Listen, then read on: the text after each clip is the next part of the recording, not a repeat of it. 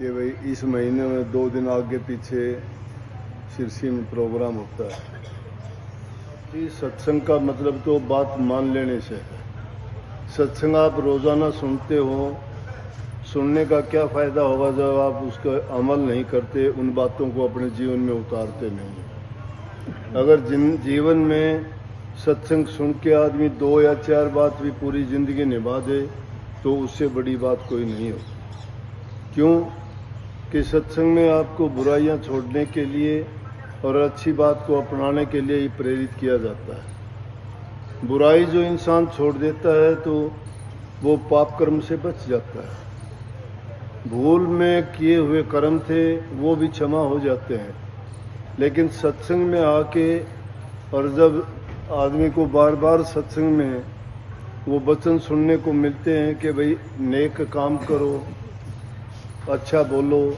माँ बाप की सेवा करो, दुखी गरीब की सहायता करो, ये सत्संग है। क्योंकि ये कोमल हृदय की पहचान है। जिस इंसान के अंदर ये गुण आते हैं उसका हृदय कोमल होता है, दया आती है, उसके दिल में प्रेम है। और जिसके दिल में दया प्रेम है, जो दूसरों का सम्मान करता है, अच्छा व्यवहार करता है, उस इंसान का बुरा हो नहीं सकता कभी।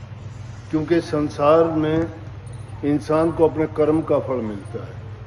अच्छा कर्म करने वाले को अच्छा फल मिलेगा, बुरा कर्म करने वालों को पूछने की जरूरत नहीं, उसको बुरा अपने आप ही मिलेगा। कोई किसी को ना उसको शराब देता है, ना कोई किसी को कोई तोहफा देता है, परंतु इंसान अपने ही अच्छे और बुरे कर्म करके अपने कर्म फल से ही वो फल पा लेता है। एक आदमी निकम्मा काम करता है तो उसको उसकी सज़ा भोगनी पड़ती है। अच्छा काम करने वाला इंसान घर में भी शांति होती है, बाहर दुनिया में समाज में भी उसको इज्जत पाता है, और जब दुनिया से जाता है तो उसको अच्छी गति मिलती है, बार बार उसको दुनिया में नहीं आना पड़ता। प्रभु की भक्ति का नंबर तो इन चीज़ों के बाद में आता है। जब इंसान अपना आप सुधार नहीं सकता, जिस इंसान का कोई चरित्र नहीं है, जिस इंसान में बुरी आदतें हैं, तो वो अपना खुद भी बर्बाद होता है, घर भी बर्बाद करता है, और अपने बच्चों के लिए भी आगे तक का बर्बादी करके जाता है। नहीं देखते कितने लोग नशे विषय विकारों में पड़ के अपनी कैसी कैसी बर्बादियां की। बहुत से आपको एग्जाम्पल ऐसे मिल जाएंगे जिन लोगों ने इस तरह की जो गलत रास्ते अपनाए तो उनकी बर्बादी होते हुए देखा हो।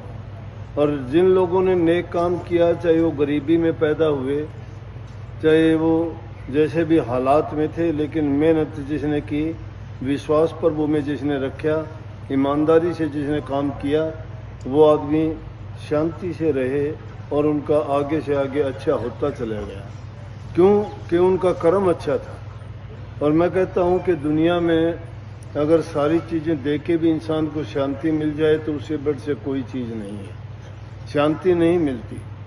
आपको धन मिल जाएगा, संतान मिल जाएंगे, माँ बाप मिल जाएंगे, परिवार लंबे चौड़े हो जाएंगे, महल कोठी बंगले बना लोगे, लेकिन ज़रूरी नहीं है कि आपको शांति मिल जाए। शांति मन में मिलेगी, शांति तुम्हारे शुद्ध विचारों से मिलेगी, शांति तुम्हारे नेक कर्मों से होगी। और जब इंसान के मन में शांति होगी, घर में प्रेम होगा, वही आदमी भक्ति कर सकता है। लेकिन आज तो भक्ति को भी लोगों ने पाखंड बना लिया। ठग लुटेरे ऐसे बन गए कि ठाया एक तारा 2 शब्द करे, मांगने खाने चल पड़े। घर घर हो गए। क्या ज़रूरत है किसी को? तुम दूसरों का किसका सुधारोगे? अपना आपा नहीं सुधार सकते, अपना खुद का विचार नहीं करते कि हम कहाँ हैं, हमारी हालत क्या है। अपने घर के बच्चों को हम ठीक नहीं रख सकते, उनको अच्छी शिक्षा नहीं दे पाते। बच्चे भटक जाते हैं, नादान बुद्धि है उनकी, समझ नहीं है, माँ बाप से उनको संस्कार नहीं मिलते हैं, माँ बाप लापरवाही करते हैं, बच्चों को आज़ादी मिलती है, फिर तो मर्जी के काम करेंगे। फिर बच्चों को दोष नहीं देना।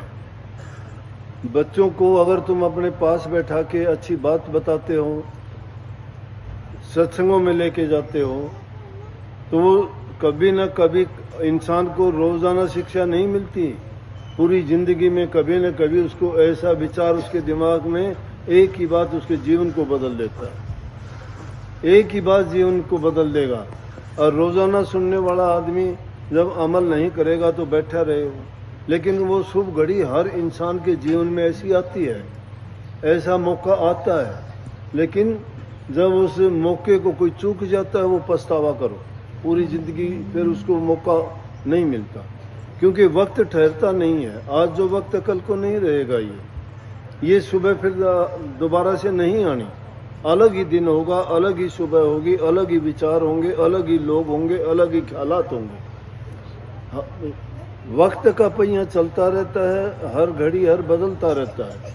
अब सतयुग जैसे लोग नहीं रहे, त्रेता जैसे नहीं रहे, द्वापर जैसे नहीं, अब कलयुग है। अब कलयुग में तो कलयुग में इन समय को देख के अपने आप को सुधारना पड़ेगा। सतयुग में इंसान को सुधारने की जरूरत नहीं, सभी सतयुगी पुरुष थे। त्रेता युग में भी थोड़े बहुत बिगड़े, द्वापर में आधे आधे हो गए, लेकिन कलयुग में तो ज़्यादातर लोग बुराई की तरफ भी प्रवृत्त हैं। इसलिए इस युग में बहुत संभल के चलने की ज़रूरत है। और भक्ति करने का बड़ा आसान तरीका है इसमें, क्योंकि इंसान की वो उम्र तो रही नहीं कि आदमी हजारों वर्ष तक तप करेगा या त्याग कर देगा या इतनी साधना कर लेगा। ना तो जीव में इतनी ताकत है, ना इतनी लंबी उम्र है, ना इतनी सहन शक्ति है, और ना ही वो वक्त है। हमें चारों तरफ का जो हमारा वातावरण है वो भी बहुत प्रभावित करता है। जब चारों तरफ बुराई फैली हो तो बीच में एक इंसान का अच्छा होना बड़ा कठिन है। नहीं देखते, अगर खेत में फसल बोते और चारों तरफ अगर अनाप शनाप घास पैदा हो जाएगा तो वह फसल क्या बढ़ सकती है? बड़ा कठिन है, संघर्ष करना पड़ता है। लेकिन जिस इंसान की नीयत अच्छी होगी उसको चाहे कितनी भी मेहनत करनी पड़े वो घबराता नहीं है, और उसको उसकी मेहनत का फल अच्छा ही मिलता है।